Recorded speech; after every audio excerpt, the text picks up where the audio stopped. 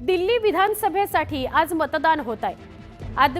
आम आदमी पक्ष विरोधात भाजप आणि काँग्रेस अशी तिरंगी लढत आहे।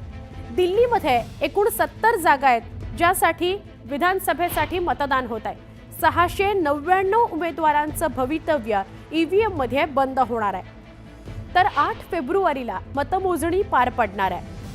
राजधानी दिल्लीमध्ये एकूण 1,56,00,000 मतदार आहेत। दरम्यान अरविंद केजरीवाल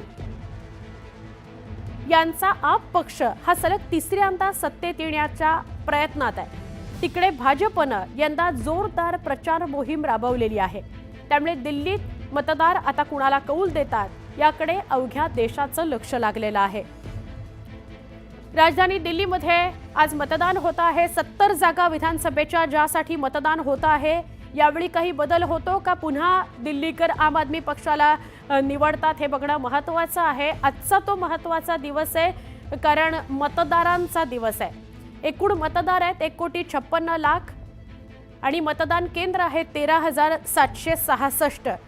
जसं महाराष्ट्राच्या विधानसभेच्या वेळेला न्यूज 18 लोकमतने आवाहन केलं होतं की जास्तीत जास्त लोकांनी घराबाहेर पडावं आणि मतदान करावं, तसंच आवाहन नवी दिल्लीच्या विधानसभेच्या निवडणुकीकरता आम्ही करतो आहोत।